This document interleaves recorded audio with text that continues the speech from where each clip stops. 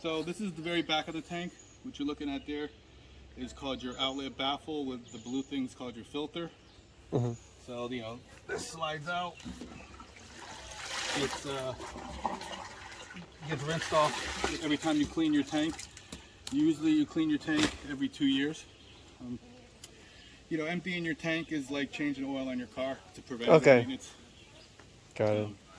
You know, so how a septic system works is all the plumbing in the house, everything with a drain, you know, every sink, shower tub, toilet wash, dishwasher, it all ties together inside, leaves the house with one pipe. That's called your main line. Main line comes into the septic tank first.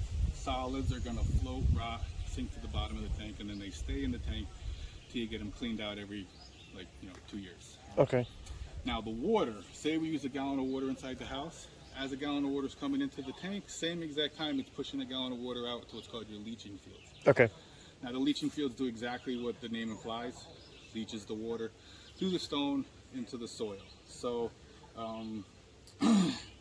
what that means is no running toilets, no dripping faucets, right? Like any kind of excess water like that you want to fix, you want to eliminate. Because you just don't want your leaching fields wasting any space, draining clean water. Right. You know, it sounds silly, but it just adds up to a lot of excess clean water.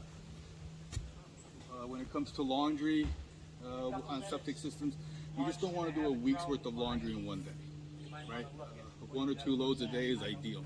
You just want to stay away from the load after load after load after load, where it's continuously going. You know, one of the reasons is, like, I compare the leaching fields to a sponge in that sense. Like, you take a sponge, you pour a little water on it slowly, soaks it up fine. Too much, too fast, makes a mess. Now that's kind of what's going on out there. It's not exactly the same as a sponge. So say you come home with vacation, you got to do 5 loads of laundry. That one time is not the end of the world. You just don't want that to be the norm. I tell people the 3 Ps: paper, pee, and poop. That's all that should come through here. No garbage disposals, no wipes, dental floss, Q-tips, old medicine. Paint, if you're going to hire a painter or do some painting, just don't want to be cleaning the brushes off inside. Should be in a bucket or something outside. Give it, some other way properly. You know, you just, because basically the paint, yes, the water-based paint's not the end of the world, but it starts to paint the filter, clogs that up. You do have living bacteria in this tank. It sounds gross, but there is living things that eats up the solids. When you start adding stuff like old paint or Drano, stuff like that, it starts killing off the bacteria. Less bacteria means more solids floating. The more the solids float, the more they could block these pipes. You know, the quicker the solids get to the bottom of the tank, the better. You don't have any pipes down here for it to blocking the solids to block or get in the way of. Pipes are all at the top of the tank.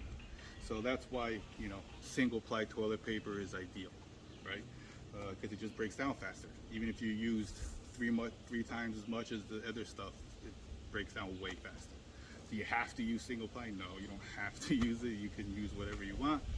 But, you know, listen to your septic guy, whoever empties the tank. If the paper waste is pretty thick and adding up, then, you know, maybe you make a decision and go to the thinner stuff. But, you know, it's really important to clean your tank out regularly. Remember the 3 Ps. Just try to keep it simple. Toilet paper, human waste. Everything else goes in the trash. And spread the laundry use out as best you can. You know, you don't want to live uncomfortably inside, but the more time on any system, the more time between each use of water, the better. Old or new, you know, the more time, the better. That's the main thing, you know, just finding that happy medium where you don't got to stress if it's been raining for days or snow. A properly working septic system is a lot like a sewer system. Flush a toilet, goes down fine, take a shower, no big deal. You know, there's just those little things you have to remember, pumping your tank out, you know, where it is so you don't drive heavy machinery over it, things like that. You know, this is called your as-built, so like if somebody, you know, asks you, do you have your septic as-built, this is what they're talking about, you know? So, and every health department has something like this on file, especially if the house was built like from the 90s today. There's really good kind of maps. Yeah, the towns didn't really start requiring maps be submitted to like the mid-70s. So any house built before then, good luck. Right. If there is something on file, it's probably not that great anyways. But so, I mean, and we have this on file, so you know exactly where it is. we take measurements, hopefully, Right. yeah, as long as they're you know, as long as whoever took this map did a good job, Right. you could find where everything is, know the area to stay off of. So like if you're gonna have tree work done, you give this to the guy doing the work, and he still drives over and something breaks it. It's on him, you know. And then it's his insurance got to cover it. But Right. if you don't tell him where it is or anything like that, it's a gray area. It's more of a pain in the butt for you. I